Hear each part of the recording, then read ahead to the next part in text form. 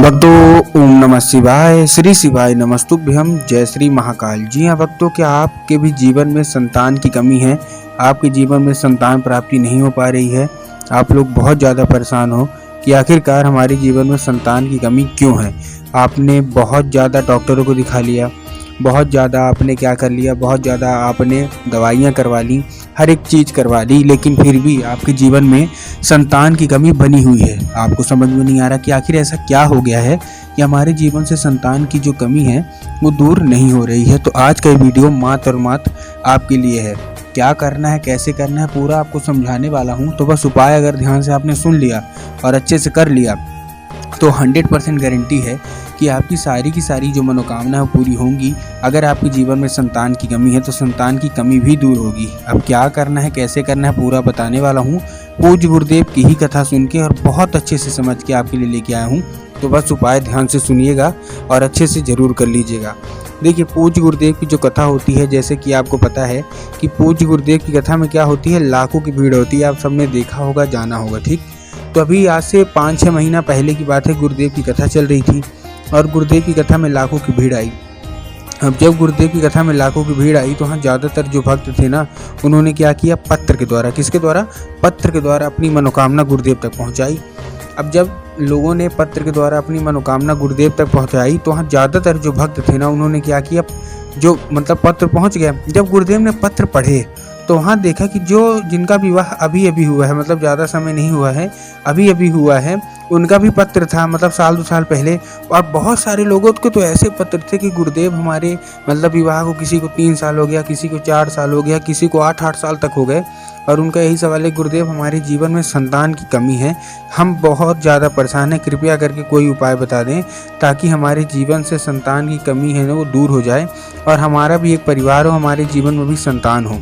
जब गुरुदेव ने ये देखा कि ये समस्या है, तब गुरुदेव ने 2 से 3 उपाय बताए और कहा केवल और केवल ये उपाय कर लेना, तुम्हारी जो भी मनोकामना है संतान प्राप्ति के लिए, अवश्य रूप से वो मनोकामना पूरी होगी ही होगी। जब गुरुदेव ने उपाय बताया तो लोगों ने जा जाके इस उपाय को घर में करना शुरू कर दिया।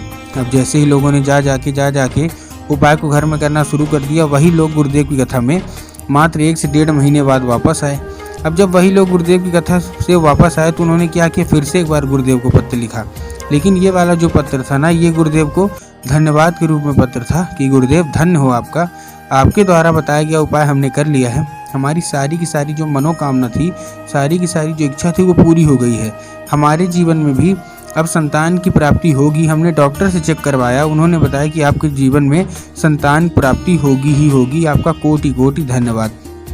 तो देखिए, जो लोग भी मेरी आवाज़ सुन रहे हैं ना, अगर आपको भी जानना है कि आखिर ऐसा कौन सा उपाय है जिसको करने मात्र से महादेव इतना जल्दी सुन लेते हैं, तो चलिए हम बताते हैं आपको आज की इस वीडियो के माध्यम से कि आपको करना क्या है। तो बस उपाय ध्यान से सुनना है, अच्छे से करना है। अगर आपने आज का ये उपाय ध्यान से सुन के अच्छे से कर लिया तो अवश्य रूप से आप देखेंगे कि आपके जीवन में कैसे चमत्कार होता है और बाबा भोलेनाथ की कृपा आपके जीवन में कैसे होती है, ठीक। ध्यान से बस सुनना है। तो चलिए चलते हैं उपाय की ओर। लेकिन उससे पहले चैनल पर अगर पहली बार आए हैं और आवाज़ मेरी पहली बार सुन रहे हैं तो वीडियो कर दें लाइक और चैनल को भी कर लें सब्सक्राइब, ताकि पूजनीय पंडित प्रदीप जी मिश्रा की रोज़ नए नए उपाय सबसे पहले मैं आपको प्राप्त करा सकूं, ठीक।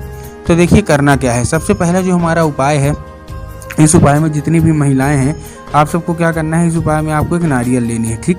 नारियल ले लिया। अब नारियल लेने के बाद आपको करना क्या है, जैसे आपने नारियल लिया, नारियल लेने के बाद आपको क्या करना है, वो एक सफ़ेद कपड़ा लेना है। अब देखिए, नारियल में बहुत सारे लोग कंफ्यूज होते हैं कि हमको कौन सी नारियल लेनी है, कच्ची नारियल लेनी है कि पक्की नारियल लेनी है। इसलिए गुरुदेव ने साफ साफ बताया है कि आपको पक्की नारियल लेनी है, जो कि जटा वाली होती है, ठीक। ले लिया आपने। जटा वाली नारियल लेने के बाद आपको करना क्या है, सफ़ेद कपड़ा लेना है, ठीक। सफ़ेद कपड़ा भी ले लिया।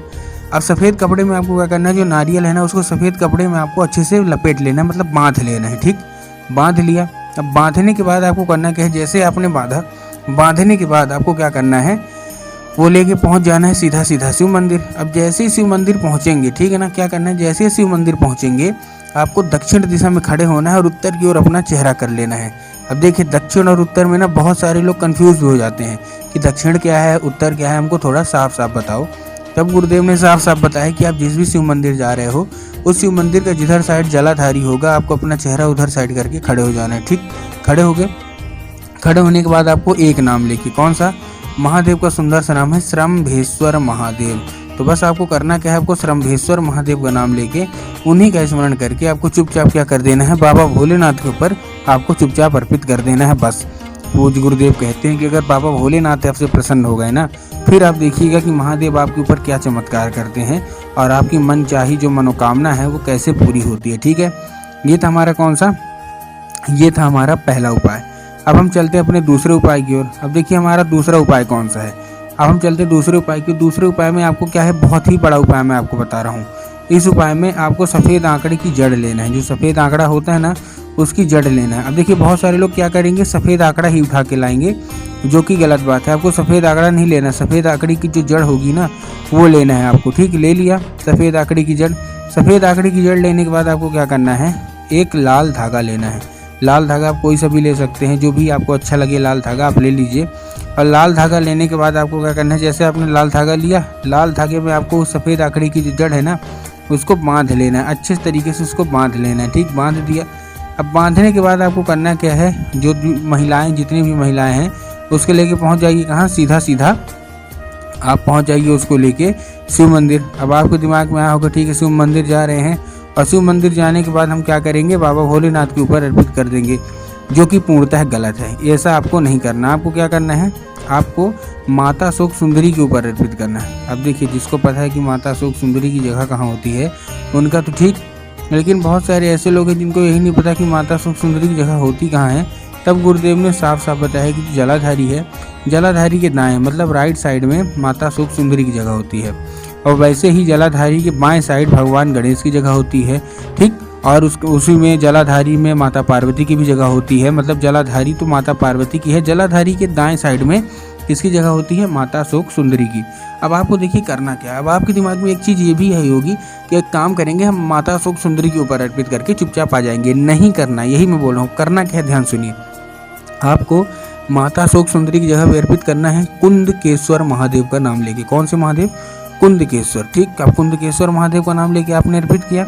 अब जैसे ही आप अर्पित करेंगे, माता से उसको औषधि के रूप में मांगना है कि माता कृपया करके हमको इसको औषधि के रूप में प्रदान करिए। हमारे जीवन में संतान की कमी है, हमारे जीवन में संतान नहीं हो रही, कृपया करके हमारे ऊपर कृपा करिए।